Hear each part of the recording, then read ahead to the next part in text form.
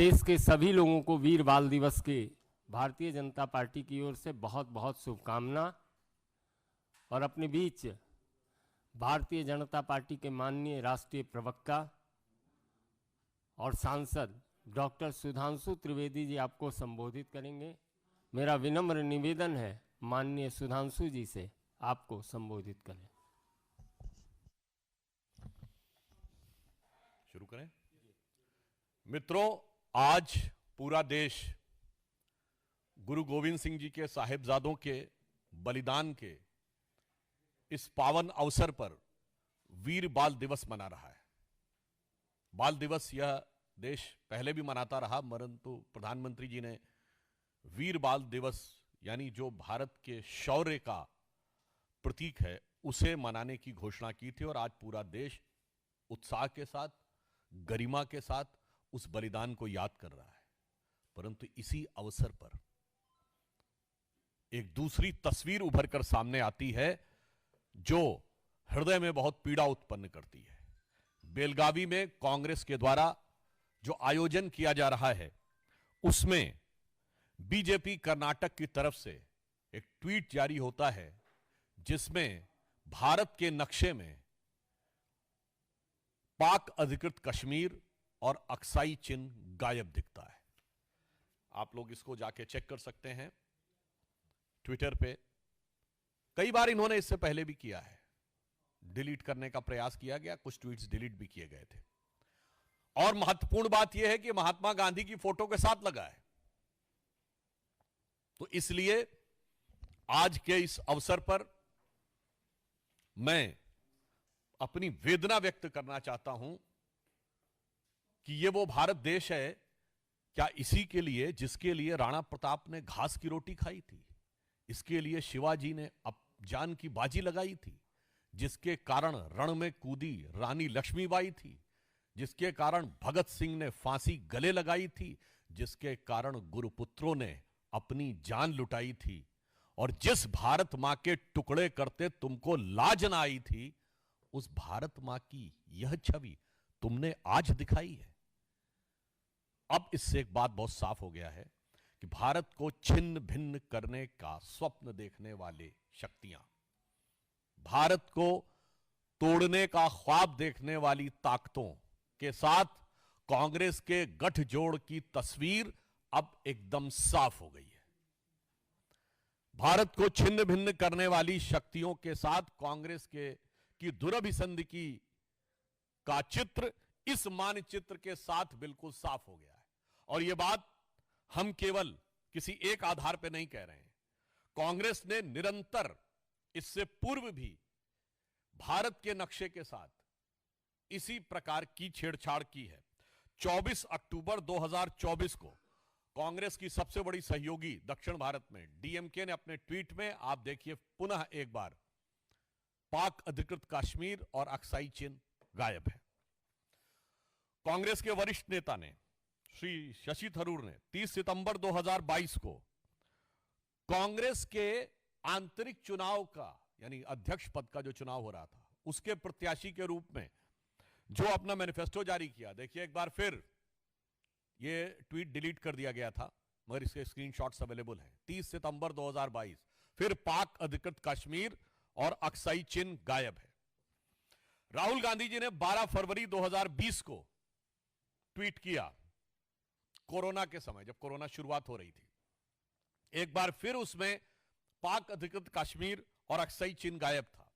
Even आपको ध्यान हो एक बार इन्होंने ट्वीट किया था जिसमें कि नॉर्थ ईस्ट ही गायब था, जिसको लेकर असम के मुख्यमंत्री हेमंत बिश्व शर्मा जी ने बड़ी कड़ी आपत्ति भी दर्ज की थी। फिर आप देखिए शशि थरूर जी का 21 दिसंबर 2019 एक बार फिर इसमें पाक अधिकृत कश्मीर और अक्साई चिन्ह गायब है। अब हम कांग्रेस पार्टी से बहुत सीधा और साफ सवाल पूछना चाहते हैं कि आज जो आपने एक्स पर पोस्ट किया है और पिछले समय में जब ये ट्विटर था तो जो आपने ट्विटर पर ट्वीट किए थे उन सब में पिछले कई सालों से एक नहीं कई बार इवन कांग्रेस की वुमेन्स विंग द्वारा भी एक बार ट्वीट किया गया था उस समय, उसमें भी यही स्थिति थी। लगातार भारत के अलग अलग हिस्सों को काट कर क्यों दिखाया जा रहा है? यह सिर्फ संयोग है या किसी व्यवस्थित भारत विरोधी प्रयोग का हिस्सा है? हम सीधे कांग्रेस से पूछना चाहते हैं कि यह लगातार भारत के हिस्सों को काट कर दिखाना, यह किसके इशारे पर हो रहा है?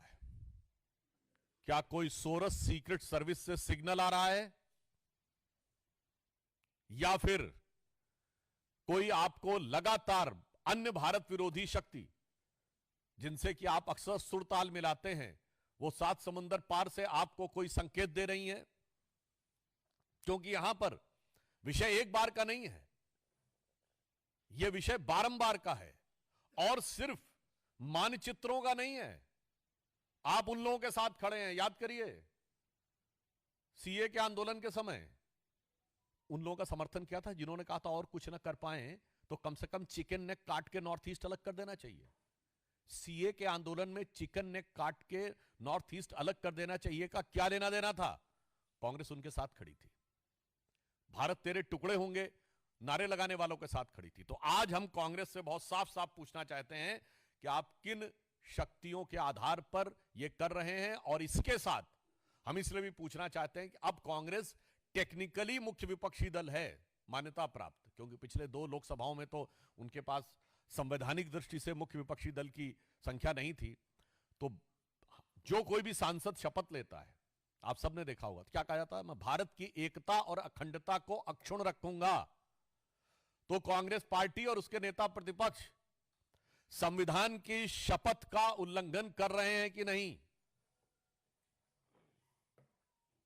इसलिए कांग्रेस का राष्ट्र विरोधी चेहरा, और मैं यह भी कहना चाहूंगा कि इससे पहले भी ये देश को टुकड़ों में बांटकर राज कर चुके हैं, सियासत कर चुके हैं, और इसके बाद भी आपने देखा है कि आज भी प्रांत में तोड़ना हो या वर्ग में तोड़ना हो या जातियों में तोड़ना हो, उसके लिए निरंतर लगे हैं।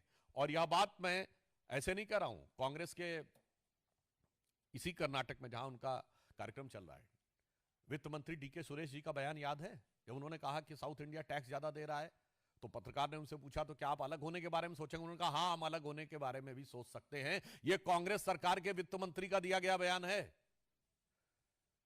सैफुद्दीन सोज जम्मू कश्मीर कांग्रेस के अध्यक्ष रहे, जिन्होंने कहा कश्मीर को भारत से अलग हो जाना चाहिए, अपनी किताब में लिखा है। ये जम्मू कश्मीर कांग्रेस के अध्यक्ष रहे हैं।